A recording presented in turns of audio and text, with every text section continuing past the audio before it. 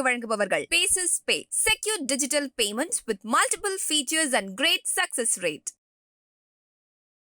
Consumers as well as the industry regarding the importance of standardization as to the global economy.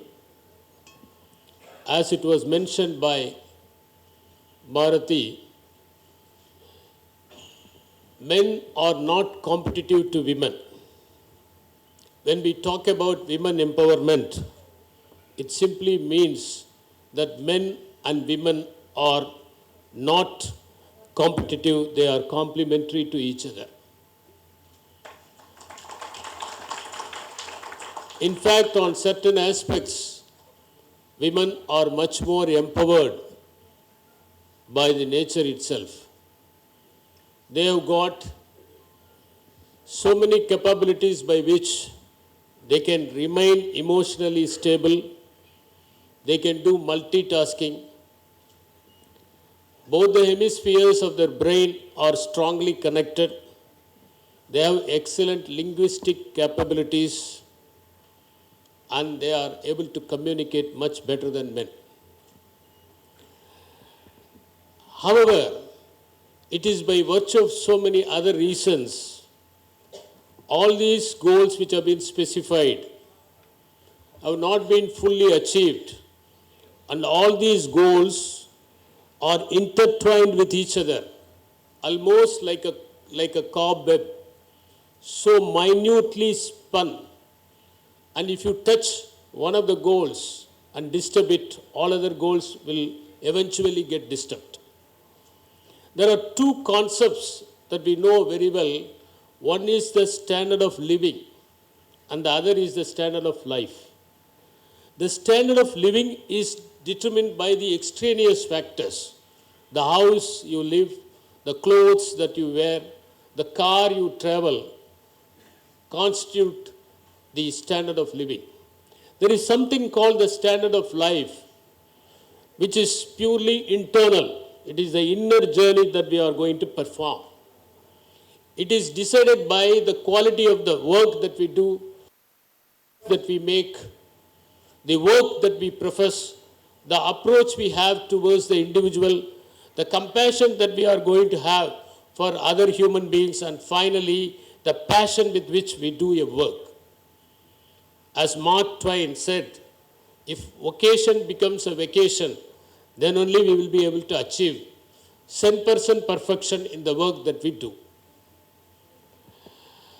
In fact, the standard of life is extremely important to decide the standards that are dictated by BIS.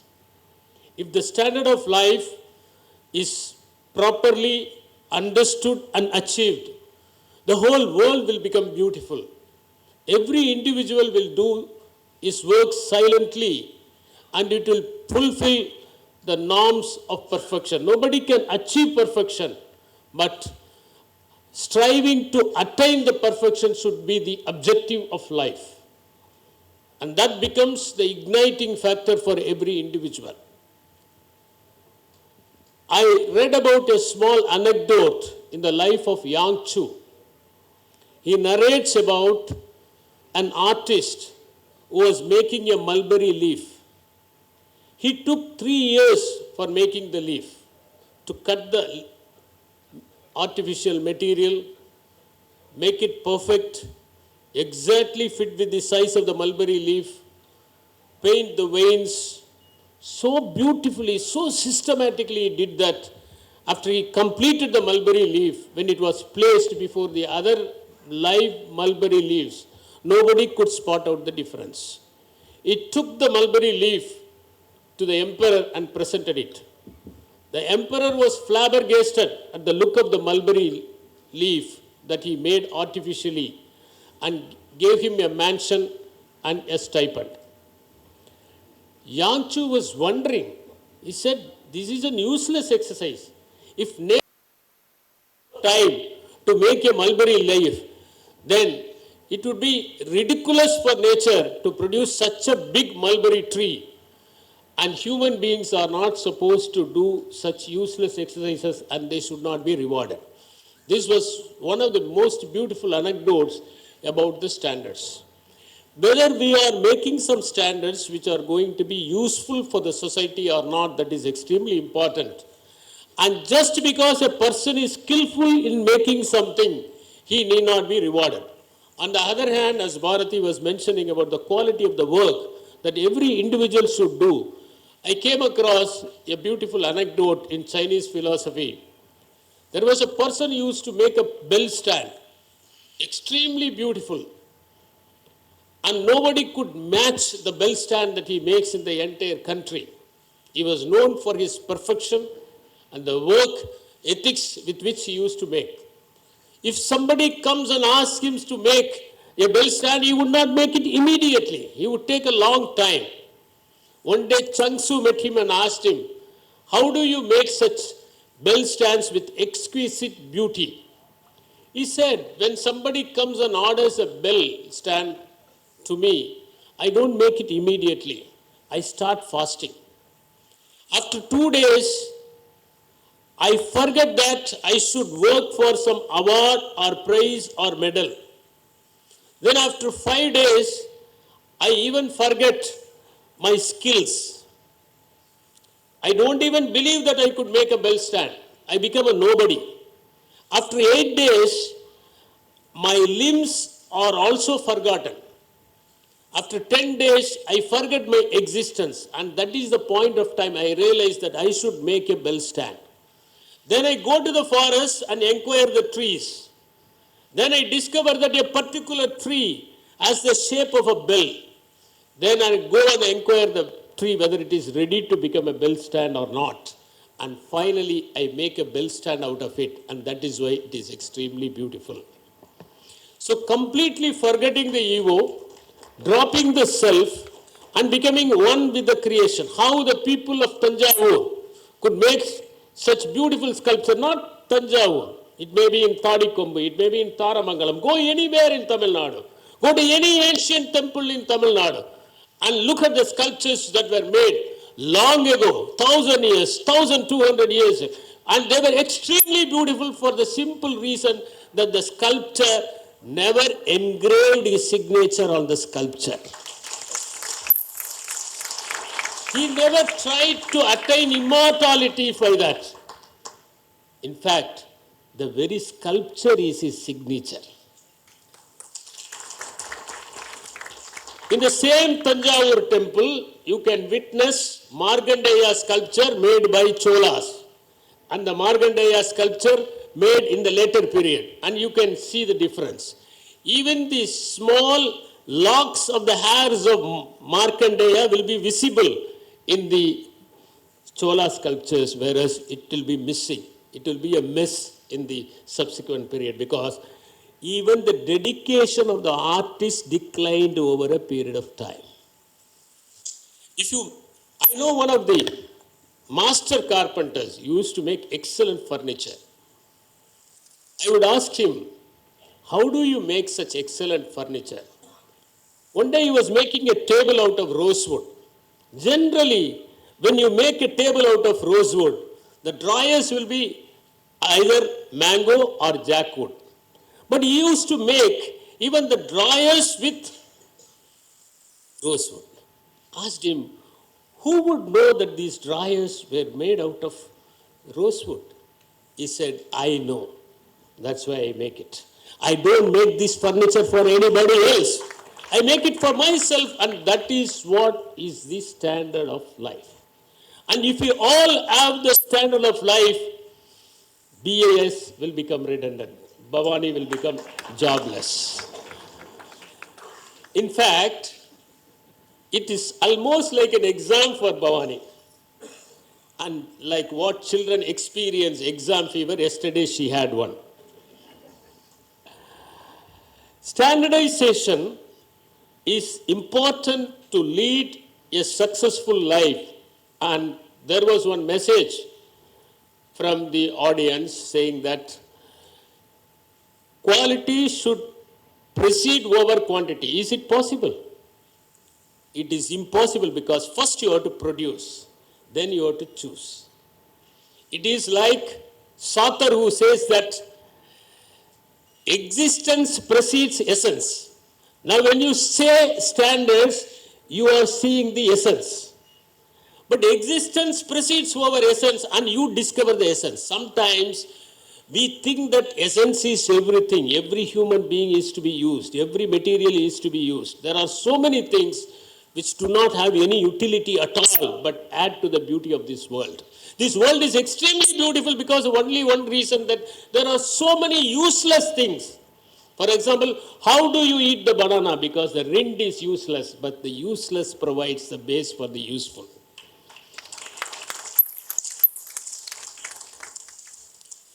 When we talk about this particular day, why this October 14th has been chosen, there is an historical reason for it.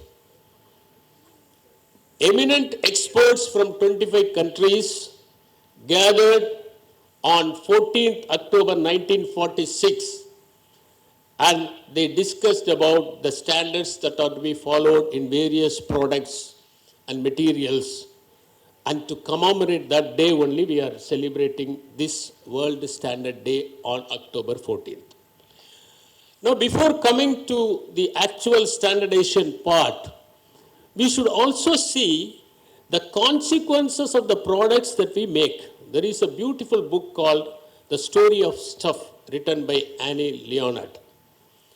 She says that there is a hidden influence on government, hidden power of the corporate sector, hidden loss of the human suffering when they are making the products, which are not taken into account when we standardize. She says that we are trying to accelerate the use of resources and produce a lot of waste, and sometimes deliberately encourage the obsolescence or perceived obsolescence. For example, you introduce a new product in some electronic gadget, then the people feel that the earlier product has become obsolete. So this is a perceived obsolescence. Try to make the people feel that the earlier product has become obsolete, and so that you encourage more and more production. In the process, you have more pollution and waste. And it will be very difficult for them to dispose of the waste. I will quote you some examples. Every day, every minute, 2,000 trees are being cut in the Amazon forest. Now these cut trees in Amazon cannot be ordered in Amazon. Every day, 50,000 acres of trees forests are being deforested throughout the world. Every human being in the United States of America generates 2 kg of garbage every day. The more garbage you create, the more civilized you are. Man is measured by the garbage he generates. There is something called dioxin. It is the most toxic substance that men could produce, and this toxic substance is used in the incinerators.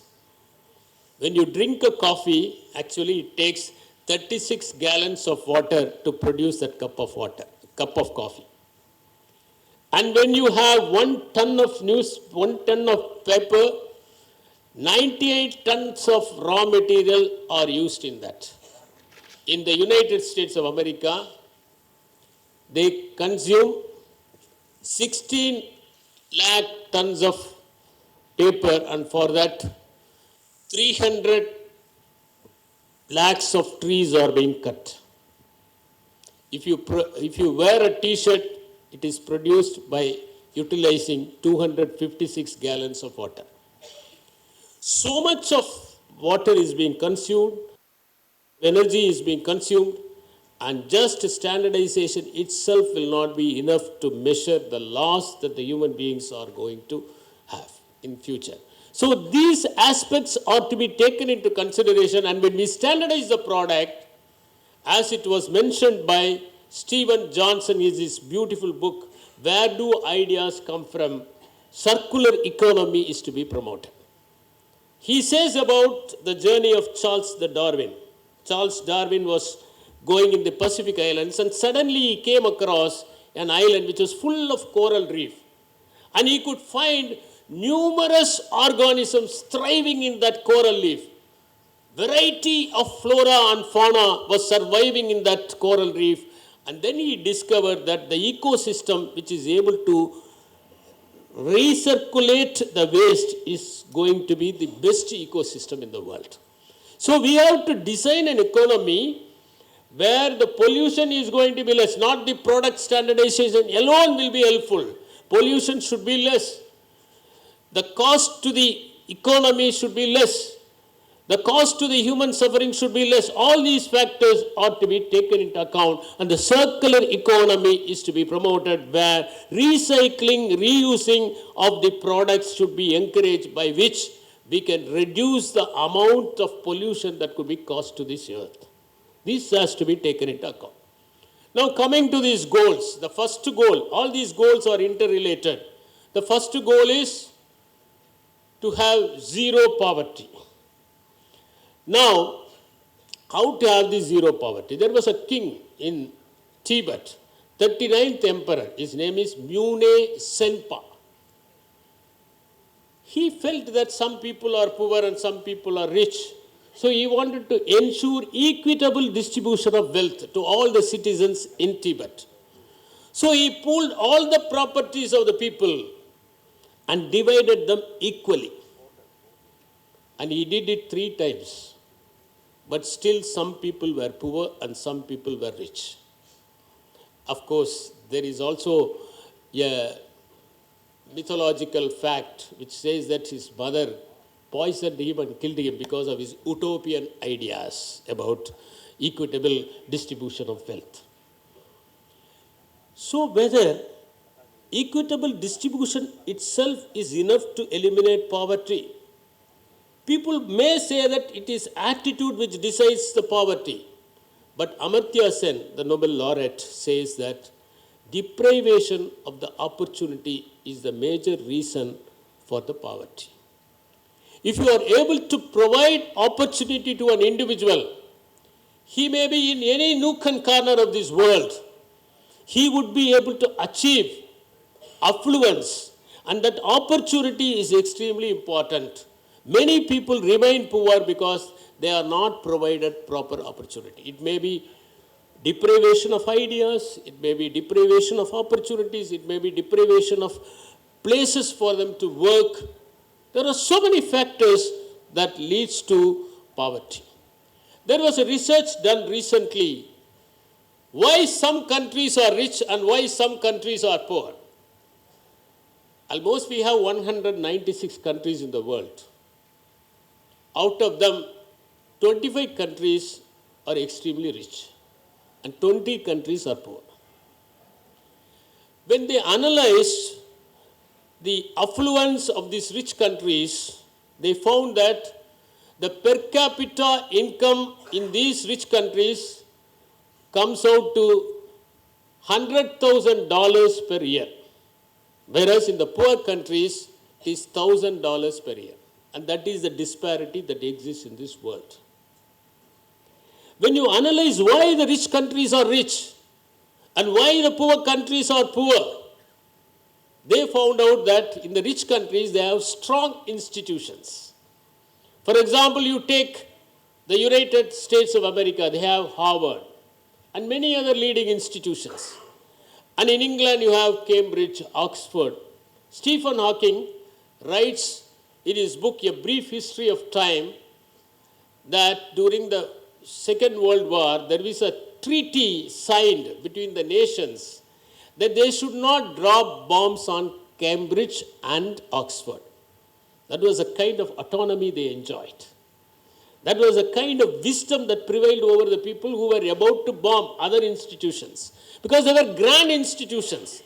When Stephen Hawking died, his daughter wrote about the final farewell that was given to him by the people who gathered in the States, and so many cars passing by and paying obsequies to the greatest person who lived in our present century. So it is very, very important that we should have great institutions, and those great institutions should do research, and they should bridge the gap between the land and the lab. They should create such models which could be easily adopted, user-friendly, and you would be consuming less energy, produce less pollution, and finally make the people very happy. Ultimately, what is the purpose of all these goals? There is only one goal, and that goal is to remain happy. There is no other goal which is much more sophisticated and much more holier than remaining happy. So, to make the people happy, these research institutions are very, very important. And all these leading countries, these 25 countries, have leading institutions. The second thing, second analysis, which may be slightly disturbing, they have found out that in 20 countries, 19 countries, which are rich, do not owe much importance to religion. They do not think that religion is extremely important in their life, except the United States of America, where religion plays a vital role. The third important thing that they have done is the geography. Of course, geography is important. Sometimes the location is proved otherwise because of the policies. For example, Why Nations Fail is a beautiful book written by Darren Asimoglu and James Robinson. In that book, they mention about a place called Nogales. One Nogales, of course, it is the adjoining portions. Half of the Nogales is located in Arizona in the United States of America, and half portion is located in Sonora of Mexico. The Arizona part of Nogales is extremely affluent, so prosperous. People are all happy, whereas the Sonora part of Nogales is poor because the inclusive growth is adopted by the United States of America, whereas Mexico doesn't have the inclusive growth. So the geography alone may not decide, but geography decides.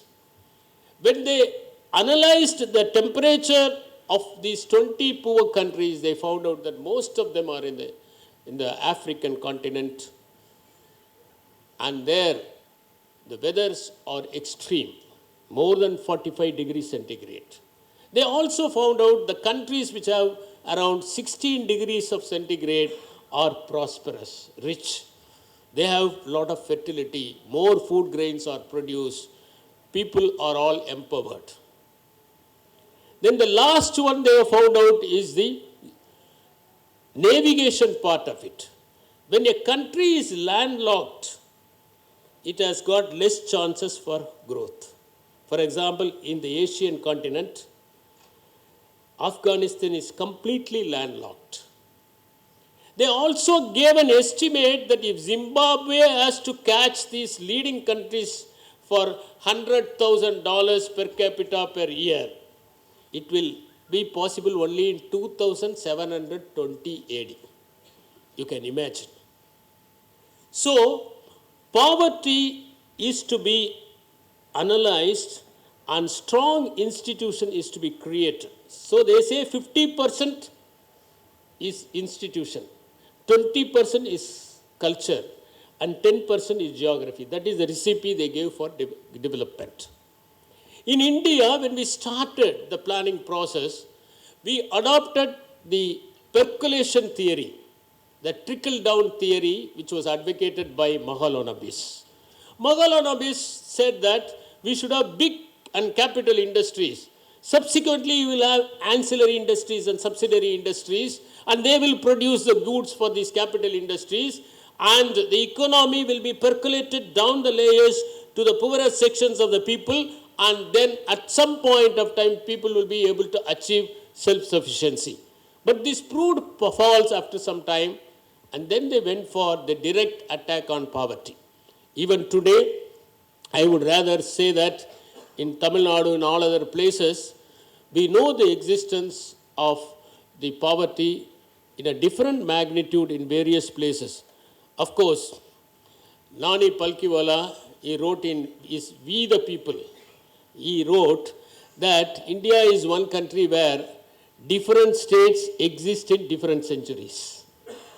So we have poverty incidence in different degrees in different places, and that is why we have lot of schemes, social security schemes, so that the people could get a kind of relief from the poorest situation in which they live, and from the subhuman conditions in which they live.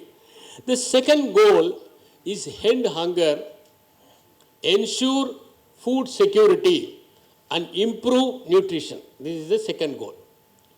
Now, I am not much comfortable with that end hunger. So, hunger will always be there.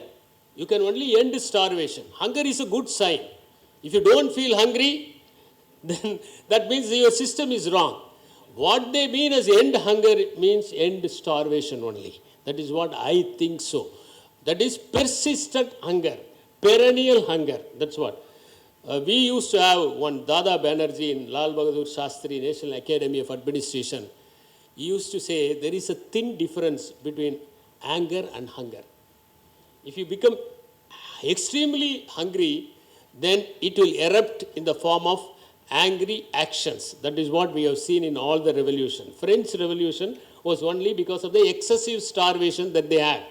So revolutions have proved that if the people remain hungry for a longer time, if they have to go on starvation, then definitely they will react in a different way. So, ending hunger. Then the next one is food security. Now I would like to talk about these two things, what we did in India. There are three things. One is self-sufficiency, and the other is the self-adequacy, and the third one is nutrient security. Self-sufficiency simply means that if you have money and go to the market, you can purchase food. If you do not have money, you cannot buy. So, self-sufficiency is ensured by lack of purchasing power from many people. We had this self-sufficiency at one point of time. Now we have graduated to self-adequacy. Purchasing power is also there, and at the same time, you also have food grains available in the market. India is almost in the second stage, self-adequacy. And that is also ensured by various measures taken in the public distribution system. For example, in Tamil Nadu, you know that 20 kg of rice is distributed free of cost. We have the universal public distribution system distributed to all the cards irrespective of the income level. The third one is nutrient security. Now, self-adequacy alone is not enough because you should have sufficient vitamins, minerals, fat, protein. If you do not have sufficient protein, you may have kwashiorkor. See, it will lead to the next one. Poverty leads to hunger, hunger leads to health issues. So that is how they have designed the whole entire goals. So nutrient security simply means provision of vitamins, minerals, fat, protein, carbohydrates, and other supplements to all the individuals. If we have to achieve it, we have a long way to go.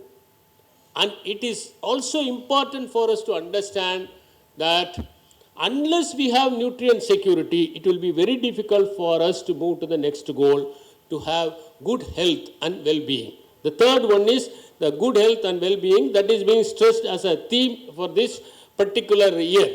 Good health and well-being. So, in order to achieve the food security, we should produce more vegetables, more fruits. On the other hand, I would also like to point out that the proteins that we now receive out of factory farming. Yuval Noah Harari, in his Sapiens, the History of Mankind, narrates about the ills of factory farming, how the factory farming can lead to a lot of health hazards for the individual. Psychology of the animals will get affected, and it will definitely affect the psychology of the human beings who are going to consume it. That is how he says. So that aspect should also be taken into account when you are trying to standardize the quality of nutrients that you are going to receive from various products. The third important goal is the provision of good health and well-being to all the individuals. Now, there are 5 important steps. They have got 13 goals and 28 indicators in this goal. So, 5 important factors. First is to reduce the maternal mortality. As Bharati was saying, rightly saying, even today, women are deprived of many basic rights. Women almost constitute 50% of the population. They do 90% of the work. They receive only 10% of the wages. And they have only 1% of the property in their name. And I think even that 1% may be by the husbands to evade income tax. Such a disparity exists. So maternal mortality is still prevalent in the world. In fact, there was a beautiful article written by one traveler, how to generate happiness. You cannot get happiness. You have to generate your own happiness. He says, after I visited the African continent, I became extremely happy. How? He said, when I saw the water problem there and when I returned here, whenever I open my tap, I feel extremely happy and extremely grateful. And that is how happiness could be generated. The maternity mortality rate is to be reduced. The infant mortality rate is to be reduced. Then the impact of communicable diseases, you have to fight against them. Then we have to also ensure that the non-communicable diseases are tackled properly. And the final one is to ensure good mental well-being. So there are 4 steps which are very, very important if you want to have good health and well-being. One is the promotion and protection of health and optimization of resources. So already you have health. At least you educate them to promote it and protect it. There are a large number of people who are spoiling their health by various habits and by various lifestyles. In those days, when the people were living in joint families, they had only the contagious diseases. All of them will have conjunctivitis, all of them will have some diarrhea or dysentery, because infection used to be cross-infection from one person to another in the same family because they are living under the same roof. But today, when they are living in the nuclear family, the concept of joint family has got changed. Now, when the husband and wife are living together, it is joint family. That's what one person told. Now, they don't have contagious diseases, but they have disorders. Because in the joint family, you had more shoulders to have the responsibilities. But today, you have to take the entire burden on your shoulders.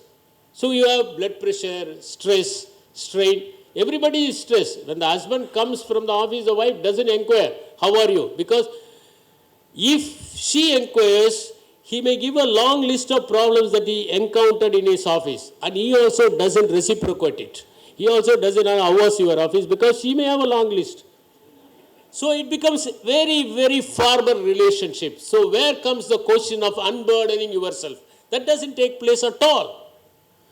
So promotion and protection of health by a proper lifestyle is very, very important. Today, large number of people are suffering from obesity. In fact, I would rather say that the people who die due to overeating are more in number than the people who die out of starvation in the world.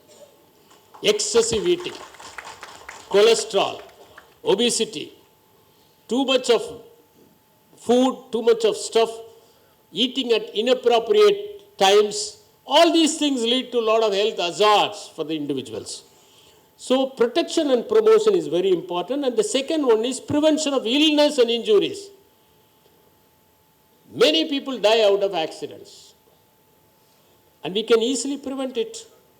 Just by reducing 10 kilometers speed, the person could be safe. Similarly, injury, illness, many illnesses could be reduced by way of vaccination or by taking prophylactic measures.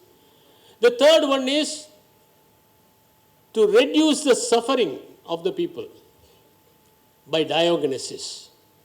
And the fourth one is advocacy, to the individual, family and community. All these activities are very, very important to ensure good health. Now, good health alone is not sufficient. Today, many people have good physical health but a very bad mental health. Large number of people are suffering due to depression, stress, schizophrenia, Alzheimer, dementia, personality disorder, bipolar disorder. All these problems are prevalent there. One of the psychiatrists I met told that many people are suffering due to these psychiatric issues. And he said every man will have 2.5 phobias and a woman will have 1.75 phobias. Then I asked him, do you think that every human being is abnormal? He said, in a way, he is abnormal. Then I asked him a question, if you come across a normal human being, what would you do? He said, we will cure him. So everybody, see, for example, I may be standing here and I may be talking about various subjects. I will have some kind of mental health problems, but it is under control. Like when the Shiva is dancing, that Muyalagan is under control. So I am keeping my Muyalagan under control by not dancing. That is the difference. So it is crucial that the mental health is also maintained because 90% of the diseases are psychosomatic. If you have problem in the brain, definitely it will lead to problem in your body also. So mental health is to be preserved. And the reasons for the mental health are also due to the lifestyle that we have today. We feel isolated. As she was mentioning, we connect more through the electronic gadgets rather than in person. We feel comfortable to talk in electronic gadgets. People don't discuss. Interpersonal relationship is slowly reducing. She said about her mother that she would have spoken only 1,000 words. Today, the sons and daughters in many homes, they speak less than 200 words with their parents. But they speak more through the text with their friends, the so-called perceived friends. So it is very, very important that the mental health is to be preserved. And for preserving the mental health, first one is to connect with the people. They have to connect with the people. Second one is they have to be active. They should always do something and be active. The third thing is they should also live in the present, not live in the future. As Khalil Gibran says, yesterday is birth conquered and yesterday is death conquered and tomorrow is birth pursued. Today is beautiful. Enjoy this day. Enjoy this moment. Zen says, live moment to moment.